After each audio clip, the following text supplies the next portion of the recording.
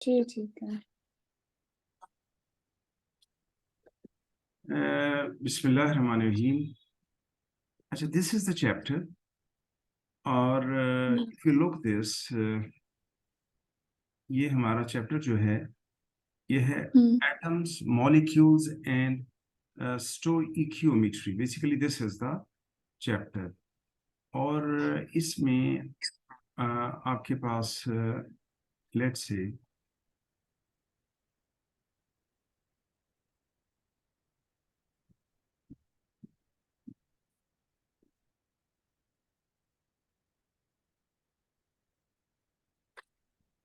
now it is starting from the chapter is basically atoms, molecules and stoichiometry. This is a chapter. अच्छा, या first of all इसमें कुछ terms हैं, इसमें कुछ हम्म टर्म्स हैं जिससे हमें अवेयरनेस होनी चाहिए। और ये डेफिनेशंस आती भी हैं, ये डेफिनेशंस आती भी हैं। You will look in the paper frequently, you will see these terms commonly seen in the paper. तो मतलब हम्म ये हमें याद भी करनी है, ये हमें याद भी करनी है डेफिनेशंस। लेट्स से पहले इनको हम जल्दी से रिकैप करते हैं। पहले तो आपको पता है कि इफ यू लुक दिस, ये हमारे पास आइसोटोप्स, आइसोटोप्स की डेफिनेशन आप शुरू से पढ़ते आ रहे हैं। This is atoms of a single element which have same proton number, but same different nucleon numbers। proton number but different nucleon hmm number। ठीक है। और फॉर एग्जांपल क्लोरीन का दो आइसोटोप्स हैं, 35 की परसेंटेज अबंडेंस है 75%, और 37 की अबंडेंस है 25%। तो ये सारी आपको देंगे कि ये एलिमेंट्स हैं, और इस बेस पर फिर आप रिलेटिव एटॉमिक मास भी निकाल सकते हैं। तो या this is the definition. Now relative isotopic mass, relative isotopic mass, it denotes mass of the isotope of an element relative to 1 by 12 of carbon 12 isotope. अच्छा, what is meant by this? इसका मतलब क्या है? इसका मतलब ऐसे ही है जैसे आप समझिए कि ये आपके पास एक बैलेंस है, ये आपके पास एक हम्म बैलेंस इस तरह से, ये आपके पास बैलेंस है इस तरह से, इसमें पेन हैं दो। अब they scientist basically they are wanting standard तक पता लगे कि हमने हम्म वजन कैसे करना है। तो वजन इस तरह किया गया, सबसे लाइटेस्ट एटम जो था वर्ल्ड में वो हाइड्रोजन है, उसका एक एटम भी, या और कार्बन का जो एटम था, कार्बन का एटम जो था, it is like suppose this is carbon atom, ये था। इस हम्म एक छोटा सा पीस, ये जो मैंने रेड सर्कल बनाया, मतलब ये हम्म कार्बन का एक एटम था। सपोज इसको इमेजिन करें कि इसमें से एक छोटा सा पीस कट किया, और इस छोटे से पीस का जो मैस था, वजन था, वो एच के मैस के बराबर हो गया। इसका मतलब है ये स्टैंडर्ड बन गया। अब इस छोटे से पीस के बराबर कार्बन के एटम को कट करते गए पूरा एटम छोटे छोटे पीसेस में ना कट हो गया, छोटे छोटे पीसेस में कट हो गया। और वो जो पीसेस बने वो थे 12, यानी ठीक 12 है। पीसेस बने। और इसका मतलब है इसका जो एक पीस है उसको हम कहेंगे 1/12। तो यहाँ पर इस 12 पीसेस में जो 1/12 था वो स्टैंडर्ड बन गया। तो इसका मतलब है जब भी हमने वजन करना है तो 1/12 से करना है। इसका ठीक है। अगर हम Cl35 आए हमारे, इसका मतलब है 1/12 जो कि एक पीस है कार्बन के पूरे जो उसकी बॉडी है उसका जो एक पीस है 12 पीस में से, इस तरह के 35 पीसेस रखे तो आपके पास Cl का 35 आ गया, Cl का 35। ओ ठीक है। इसी तरह ठीक। 37 कैसे आया, कि क्योंकि वो जरा वजनी था, वजन ज्यादा था, तो इसका मतलब है 37 पीसेस रखे तो उसका वजन आ गया। तो इस तरह से अब जब इसका रिलेटिव एटॉमिक मास निकाला, तो रिलेटिव एटॉमिक मास कैसे निकाला? ये ए आर निकालने के लिए जो आपके पास आइसोटोप्स का मास था 35 मल्टीप्लाई 75 ओवर 100 और plus 37 multiply 25 over 100. If you simplify this, it comes up 35.5. So if you in the periodic table, the mass of Cl is 35.5. ये average mass है, ये true mass यानी ये किसी एक एटम का नहीं है। This is the average mass. इसका मतलब क्या है कि on an average एक एटम जो क्लोरीन का होता है वो 35.5 टाइम्स उसका वजन ज्यादा होता है 1/12 से। तो बेसिकली रिलेटिव एटॉमिक मास क्या है? इट इज द, ये आपके पास atomic mass of an element is the average mass. So this is important in the definition. Average mass of isotope of an element relative to the mass of 1/12 of carbon 12. यानी इसको compare किया गया है 1/12 से। तो this is the definition. और यही चीज बताई हुई है नीचे कि note we use the word average because we take into account the percentage abundance and relative isotopic mass. So this is the relative atomic mass, or this is average mass. Next term we come across, it is called relative molecular mass.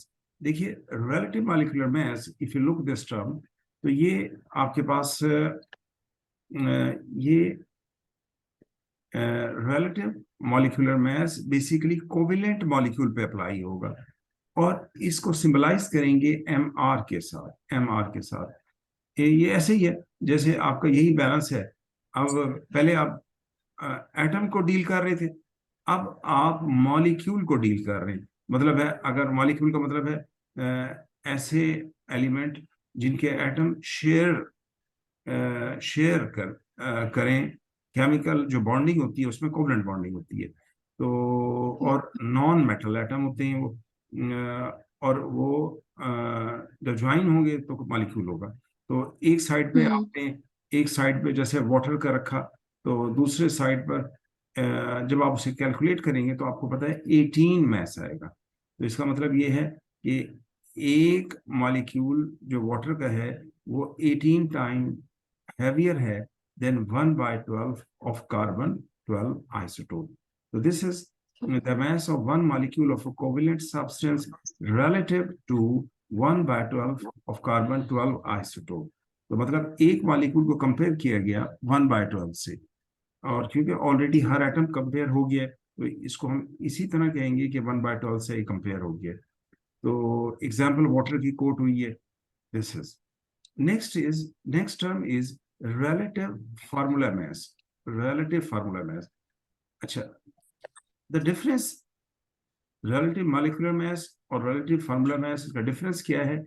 इसका difference ये है कि ionic substance पर ionic जो चीजें होती हैं, आयनिक जो कंपाउंड्स होते हैं, उन पर ये रिलेटिव मॉलिक्यूलर मास इस्तेमाल नहीं करते क्योंकि वो उनमें होता है शेयरिंग। तो जो आयनिक कंपाउंड होते हैं वो बनते हैं ट्रांसफर ऑफ इलेक्ट्रॉन, यानी मेटल इलेक्ट्रॉन लूज करता है और नॉन मेटल इलेक्ट्रॉन गेन करता है। तो बेसिकली एक मेटल होगा और वो पॉजिटिव आयन बनाएगा और नॉन मेटल इलेक्ट्रॉन गेन करेगा, वो आपका नेगेटिव आयन बनाएगा। तो ये मैथ्स, और लेकिन उसके लिए हम जो वर्ड इस्तेमाल करेंगे, if you look this, we use the word this is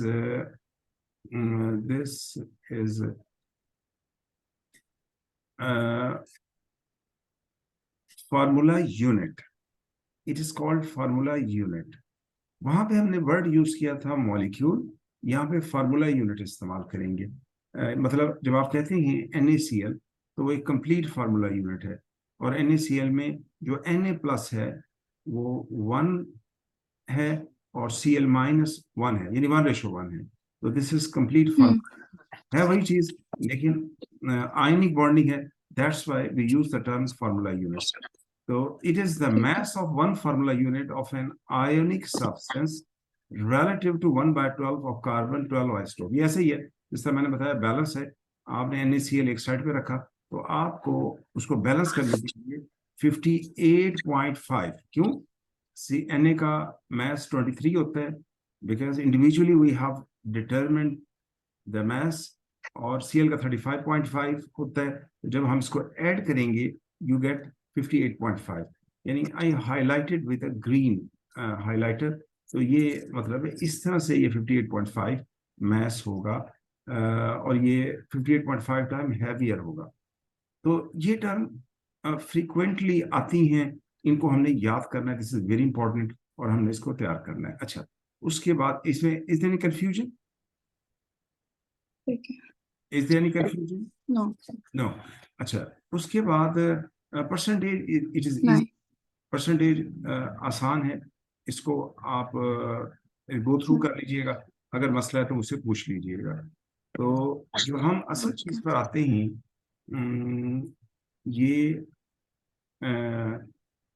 ये सिंपल कैलकुलेशन, आपको पता है कि जब वी डील विद मोल्स तो दो फार्मूलाज बड़े इंपॉर्टेंट है. If you look this, this is the formula, number of mole is equal to mass in grams of a substance divide molar mass. molar mass का मतलब होता है mr. वो mr covalent का भी हो सकता है, आयनिक का भी हो सकता है, लेकिन अगर एलिमेंट है तो एलिमेंट का फिर AR होगा, तो मतलब उसे डिवाइड करेंगे. और जब ये चीज आ जाएगी तो हमने नंबर ऑफ पार्टिकल्स निकालने हैं, और नंबर ऑफ जो मोल्स पहले स्टेप पे आएंगे उसको 6.02 से मल्टीप्लाई करेंगे, यू गेट द आंसर. एक क्वेश्चन सेट हुआ, ये क्वेश्चन एक लिखा हुआ है. फॉर एग्जाम्पल, अगर आपसे, वैसे इसके पार्ट्स काफी हैं, लेकिन अगर हम लेट से हम एक ही पार्ट को जरा, इसको मैं हाईलाइट करता हूँ, दिस इज, इसको ट्राई करें अगर हम करने की, तो बाकी पार्ट भी जरा क्लियर हो जाएंगे, और हमें थोड़ा सा रिविजन भी हो जाएगी. मतलब I have pointed part 5, calculate number of moles of NO3, ऐसे ही है ना? 6 है इसमें, calculate number of moles of NO3, और इसमें आपके पास जो दूसरा है वो ये दो पार्ट अगर हम कर लें तो थोड़ा सा हमारी रिवीजन भी हो जाएगी. अच्छा, लेट्स हैव अ लुक. अब हम इसको जरा देखते हैं. देखिए, पहले नंबर पे तो है, आपने सिस्टमैटिक चलना है. मैंने उस दिन भी आपसे डिस्कस किया था, आपको यहाँ पर जो डेटा प्रोवाइड किया गया है, वो डेटा प्रोवाइड किया गया है इन ग्राम्स में. 15 ग्राम्स कैल्शियम नाइट्रेट. आप स्ट्रेट फॉरवर्ड इस 15 ग्राम्स कैल्शियम नाइट्रेट के मोल्स कैलकुलेट कर लें, और मोल्स आपको पता है, व्हेन यू कैलकुलेट मोल्स तो आप फार्मूला लगाएंगे N is equal to mass in gram over MR या AR. तो 15 डिवाइड बाय कैल्शियम नाइट्रेट का आपको पता है फार्मूला CaNO3 होल ट्वाइस. तो अगर आप इसका मैस, अब आपके पास पीरियोडिक टेबल है कैल्शियम का, if you look this it is 40, और नाइट्रोजन का 14 है, और मल्टीप्लाई बाय 2 आ जाएगा, और ऑक्सीजन का 16 है, मल्टीप्लाई बाय 6 आ जाएगा.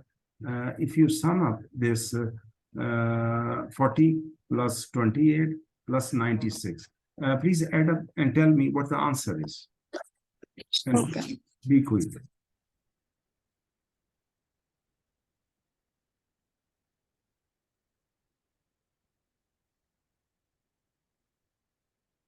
$164. 164, तो ये आ गया 164. तो इसको हमने डिवाइड किया, इस पूरे को, मतलब ये हमारा 164 आ गया. तो 15 को डिवाइड किया 164 से, तो मुझे बताइए आंसर क्या है आपका? 0.0 0914. 0914 और ऑलवेज राइट यूनिट MOL, ये मोल है। ये मोल किसके हैं? कैल्शियम नाइट्रेट के। ऐसे होल आपने निकालेंगे। अब आप इसको इसको बेस बनाकर आगे चलते हैं। देखिए कैल्शियम नाइट्रेट का formula we know, this is NO3 whole twice, और it gives you 1 ion of calcium और 2 आयन ऑफ NO3। ऐसे ही है ना? 2 आयन NO3 के हैं और 1 आयन कैल्शियम का है इसके अंदर। तो इसका मतलब है अगर आपने रेशो बिल्ड करनी है, रेशो बतानी है, तो एक पार्ट पूरे का, मतलब फार्मूला यूनिट, आप इसका एक फार्मूला यूनिट ले लें जिसमें एक कैल्शियम होगा, 2 नाइट्रेट होगा, it gives you 2 part NO3, मतलब है 2 आयन देगा। लेकिन आपको पता है कि एक फार्मूला यूनिट तो पॉसिबल ही नहीं है हमारे लिए हैंडल करना, तो हम ऑलवेज उसको जो कंपेयर करते हैं वो मोल में करते हैं। तो 1 मोल अगर हम इसका, 1 मोल का मतलब क्या होगा आपको, इफ यू रिमेम्बर दिस, 1 मोल का मतलब ये है कि इस चीज के 6.02 times 10⁻23. फार्मूला यूनिट्स आप इसके कलेक्ट करें तो ये आएगा। तो 1 मोल में आपके पास 2 मोल्स आ जाएंगे, और ये आपके पास जो मोल है आपने पहले स्टेप में कैलकुलेट किया है 0.0914, और इट गिव्स यू x। अगर हम इसको क्रॉस मल्टीप्लाई करें, 2 से मल्टीप्लाई कीजिए जरा, you get the value of x. It's 0.182. 0.182 मोल आपके पास आ जाएंगे। और ये आपका क्या है, ये आपके पास आ गए हैं mole of nitrate, number of moles of nitrate, मतलब ये जो 5th पार्ट था हमारा, इसका आंसर आपका आ जाएगा। तो अब 6 पार्ट में इट्स वेरी सिंपल, आपके पास ये मोल्स आ गए। जब और 6 पार्ट में आप देखिए कि नंबर ऑफ NO3 निकालना है। तो number of NO3 basically particles हैं। पार्टिकल तो किसी भी फॉर्म में हो सकते हैं, आयन भी हो सकता है, मॉलिक्यूल भी हो सकता है, इलेक्ट्रॉन भी हो सकते हैं, पार्टिकल किसी को भी कह सकते हैं। जब आपने पार्टिकल की तादाद निकालनी हो तो उस चीज के मोल्स निकालें। ये मोल्स हमने निकाल ली हैं।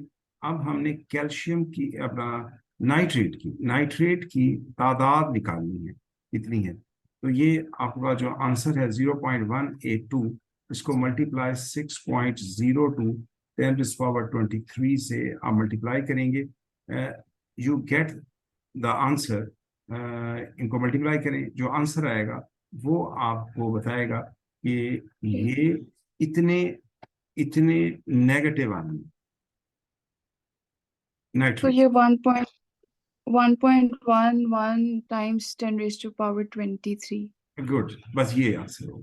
तो इस तरह से तो ये मैं आपसे फाइल शेयर करूंगा, तो आपने इसको ना बाकी पार्ट को भी प्रैक्टिस के लिए अटेम्प्ट कर लीजिएगा। ठीक है। ठीक है, तो ये सारा थोड़ा सा मैंने रिकैप किया, नहीं मतलब है आपने कंफ्यूज नहीं होना कि आप जी आपसे पूछ रहे नंबर ऑफ कैल्शियम आए, तो आपने सबसे पहले ऐसे होल मोल्स निकालने हैं उस चीज की, फिर उसकी आपने इक्विवेलेंसी बिल्ड करनी है। जैसे यहाँ पर मैंने कहा 1 मोल अगर इसका लें तो 2 मोल आता है, तो इतने मोल हो तो x होता है। तो उसके बाद जब मोल्स आ जाएंगे उस चीज के, तो उसको 6.02 10⁻23 से मल्टीप्लाई करेंगे, यू गेट द आंसर। तो this is all about simple calculation जो हम करते हैं। अच्छा, next is empirical formula. If you look this empirical formula, ये आपके पास सिंपलेस्ट होल नंबर रेशियो बताता है। It gives you the simplest whole number ratio of atom of different elements in a compound. For example, you have the formula of glucose C6H12O6. If you simplify this formula, you get CH2O. क्यों?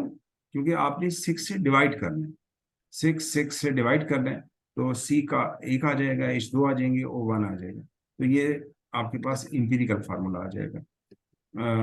तो बाज ऐसे भी substance हैं जिनके molecular empirical formula same होते हैं, मतलब उनको फर्दर सिंप्लीफाई नहीं कर सकते। जैसे CH4 है, ये ऑलरेडी सिंप्लीफाइड है, और this is molecular formula and that is also empirical formula. NH3 है, वाटर है, this is all. Next is molecular formula. Molecular formula आपको actual number of atom of element of different element in a chemical substance जो है वो आपको बताता है। जैसे बेंजीन एक मॉलिक्यूल है, इसका फार्मूला है C6H6। इथेन एक सब्सटेंस है, इसका फार्मूला C2H6 है। तो ये आपने इसको मेमोराइज भी करना है, इसको लर्निंग करनी है, क्योंकि ये टर्म्स ऐसे नहीं कि समझने की हैं, समझ के साथ हमने इसको पेपर पर भी रिप्रेजेंट करना है। तो जाहिर है जितना अच्छा हम उसको लिखेंगे उतना ही हमारे मार्क्स बेहतर आएंगे। उसके बाद एक क्वेश्चन सेट हुआ है, आप देखिए। वो कहते हैं कि एक ऑर्गेनिक सैंपल है जिसमें कार्बन, हाइड्रोजन एंड ऑक्सीजन है, is to be subjected for combustion and analysis. मतलब क्या, उसको जलाया गया, बर्न किया गया, तो उसमें से 0.54 gram of this compound produce 1.039 gram carbon dioxide and 0.637 gram water। यानी एक क्वेश्चन डेटाबेस आया जिससे कई पार्ट्स हम एक 3 पार्ट्स में डिवाइड हुआ क्वेश्चन। वो कहते हैं mass of carbon, hydrogen and oxygen sample में बताइए। फिर बताया हुआ है percentage mass carbon, hydrogen, oxygen बताइए, फिर एम्पिरिकल फार्मूला बताएं। तो मतलब ये एक क्वेश्चन है। वुड यू ट्राई योरसेल्फ और शुड आई एक्सप्लेन? थोड़ा सा मुश्किल है। मुश्किल है, अच्छा, नो प्रॉब्लम, कोई मसला नहीं, लेकिन आपने बिल्कुल घबराना नहीं है, ये बड़ा आसान है, ऐसा कोई मसला नहीं। देखिए, आप देखिए कि एक ऑर्गेनिक सैंपल है जिसमें कार्बन, हाइड्रोजन और ऑक्सीजन 3 चीजें हैं। ये मैं इसको हाईलाइट कर रहा हूँ, 3 चीजें हैं, कार्बन और हाइड्रोजन और ऑक्सीजन, और इसको बर्न किया गया, उसको केमिकली कंबस्शन की गई, बर्निंग की गई, और उसको एनालाइज किया गया, चेक किया गया। तो इस कंपाउंड में से 0.54 ग्राम, और ये मैथ दिया उन्होंने उस कंपाउंड का, उसने 1.039 ग्राम कार्बन डाइऑक्साइड बनाया और वाटर बनाया। देखिए बड़ा सिंपल है। हम सबसे पहले जो एक चीज हमें क्लियर होनी चाहिए, जब आप ऑर्गेनिक सैंपल को बर्न करते हैं, तो उस सैंपल में जितना भी कार्बन होगा वो चेंज हो जाएगा कार्बन डाइऑक्साइड में, और जितना H होगा वो चेंज हो जाएगा वाटर में। यानी whole carbon is change to make carbon dioxide और H टू H2। अब इसमें बड़ा सिंपल कैलकुलेशन हम देखिए, हमारे पास उसने बताया है कि कार्बन डाइऑक्साइड कितना बनता है। अब इसमें कोई ऐसा कोई बहुत मुश्किल कैलकुलेशन नहीं है। आप देखिए कि CO2 एक साइड पे रखें और C दूसरे साइड पे रखें। अगर आप इसका MR कैलकुलेट करें तो आपको पता है कार्बन का 12 होता है, ऑक्सीजन का 16 होता है, 16 मल्टीप्लाई बाय 2 32, और प्लस 12 40, तो मतलब 44 ग्राम। और आपको पता है जब MR को के साथ ग्राम लगा दें तो 1 मोल के बराबर होता है, 1 मोल। और इतने ग्राम में कार्बन 12 ग्राम होता है। यानी in other words you can say कि carbon dioxide of 1 mole of carbon dioxide that has mass 44 gram, उसमें 12 ग्राम कार्बन आ गई है। This is the fact. और हमारे पास जो कार्बन डाइऑक्साइड आ रही है वो आ रही है 1.039, और कार्बन कितना होगा, X होगा। क्रॉस मल्टीप्लाई कीजिए इसको, 12 को 1.039 से मल्टीप्लाई करें, और जो आंसर है उसको 44 से डिवाइड करें, तो आपके पास कार्बन का मैस आ जाएगा। जी करिए जरा जल्दी से।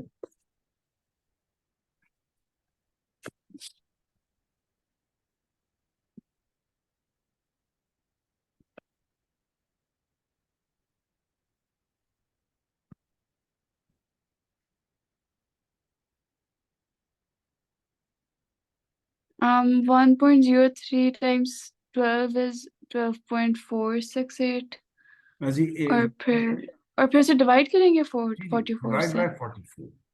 ठीक है। जी बताएं। 0.283 0.283 ग्राम्स आ जाएगा। मतलब क्या, जो आपने इस कंपाउंड को बर्न किया जिसका मास था 0.544 ग्राम, ये गिवन है आपके क्वेश्चन में लिखा हुआ है। तो उससे कार्बन डाइऑक्साइड बना, उसमें जितना भी कार्बन था वो कार्बन डाइऑक्साइड में चेंज हुआ, और उसमें कार्बन डाइऑक्साइड जितना बना उसके अंदर आपका कार्बन ये है, तो ये आपके पास कार्बन आ गया। अब इसी तरह और इसी तरह आप हाइड्रोजन निकाल लीजिए। हाइड्रोजन आपको पता है H2O की को बनाने में इस्तेमाल करेगा, तो ये H आ गया। 18 ग्राम अगर आपके पास होगा, क्योंकि जाहिर है एक मॉलिक्यूल को तो नहीं हम हैंडल कर सकते, तो 1 मोल लेंगे। 1 मोल का मतलब है उसका MR लें और उसको ग्राम्स, उस वैल्यू को ग्राम्स में एक्सप्रेस कर दें तो 1 मोल हो जाएगा। तो ये 18 ग्राम्स होगा, और इसमें जो मास आएगा वो 2 ग्राम होगा। और आपका जो एक्चुअल वाटर बन रहा है एक्सपेरिमेंट में, if look it is 0.637, is it so? या 0.637 है, और ये x है। अगर आप इसको क्रॉस मल्टीप्लाई करें, मतलब है 2 को मल्टीप्लाई करें 0.637 से, जो आंसर है उसको 18 से डिवाइड करते हैं। 18। जी जल्दी ठीक करिए। है, मैं करती हूँ।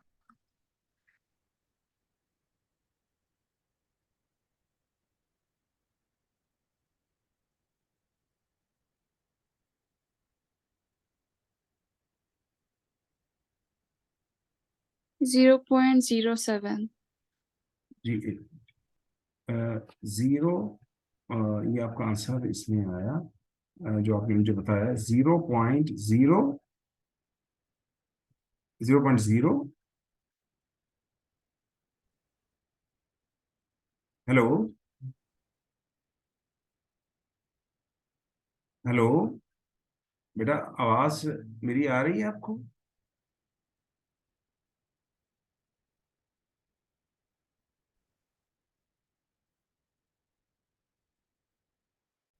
हेलो।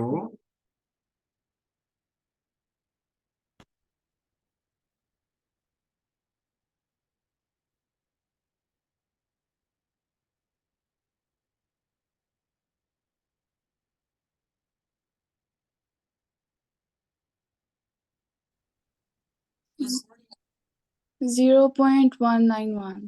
तो मैस ऑफ ऑक्सीजन हमारे पास जो आया, यानी कि टोटल जो मैस था ऑर्गेनिक सैंपल का, उसमें से कार्बन हाइड्रोजन का ऐड किया और फिर टोटल में से माइनस कर दिया, तो ये आ गया हमारा 0.191। 0.191 ग्राम आपके पास ऑक्सीजन आ गया। तो this is the completion of first part. अब हम ठीक है। नेक्स्ट पार्ट हमें कहते हैं जी परसेंटेज निकालिए, और उसके बाद इंपीरिकल फार्मूला निकाल लें। तो ये आपके पास 0.54 ग्राम उसने दिया हुआ है आपको, तो आप परसेंटेज आप इसमें निकाल सकते हैं। It's very simple. और ये आपके पास आ जाएगा, जस्ट ये।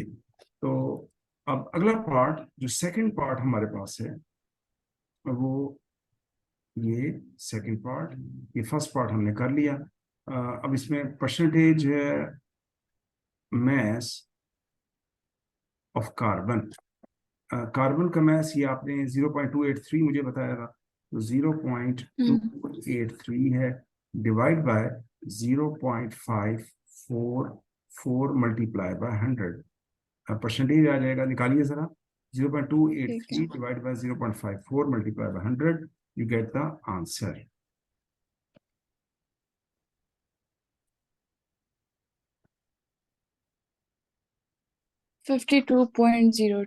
इसका मतलब है कार्बन की जो परसेंटेज आई है हमारे पास बाय मैस 52.2% हमारे पास ये परसेंटेज आ गई। और likewise you can calculate of hydrogen, और हाइड्रोजन की जो परसेंटेज हमारे पास आएगी वो हाइड्रोजन का आपने मुझे बताया था 0.07, तो परसेंटेज ठीक है, mass of वो was 0.54. 0.07 divided by 0.544 multiply by 100. निकालिए इसको। ठीक है, 61.4. 61.4% ये हमारा आ जाएगा हाइड्रोजन। ठीक है। ठीक है, 0.07 और ये जो हमने ऊपर यही यही था ना आंसर हाइड्रोजन का, हाँ, यही यही था। ठीक हो गया। तो बस ये कैलकुलेशन बस चेक कर लीजिएगा, क्योंकि ये मैं वो वैल्यूज है जो आपने मुझे कोट की है ना, तो चेक कर लीजिएगा दोबारा। अब बाहर गया था, ये ठीक है, आपके पास आ गया, और लेकिन इसमें मुझे कुछ गड़बड़ लग रही है आपके आंसर में। इसको जरा दोबारा चेक कर लीजिएगा, क्योंकि मैं फिर परसेंटेज, से चेक कर लेती हूँ। हाँ चेक कर लीजिएगा। चलो इसको खुद कर लीजिएगा, नो प्रॉब्लम, कोई मसला नहीं।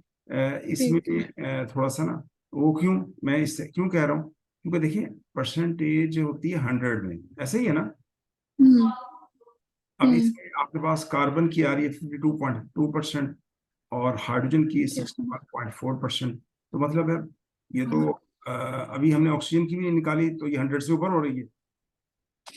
ओ, तो अंडरस्टैंड मैं कर, रीचेक कर लूँ ना? इसको रीचेक, हाँ इसको जरा ठीक कैलकुलेशन है। को थोड़ा रीचेक करना पड़ेगा, थोड़ा सा आपको रीचेक करना पड़ेगा कि ये कैलकुलेशन सही हुई है। जैसे 4412 है, ये आंसर 0.283, 0.283 यही है, इसको देख लें।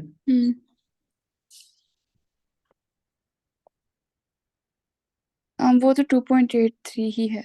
0.283 है, ठीक हो गया। उसके बाद आपके पास हाइड्रोजन था, 18 ग्राम में 2 है। और अच्छा हाँ, यहाँ पे मेरा ख्याल प्रॉब्लम आया है, नहीं सॉरी, ठीक है। लेकिन वाटर कितना बना था, जीरो ये पॉइंट भी 0.07। 0.637, ठीक हो गया, कीजिए।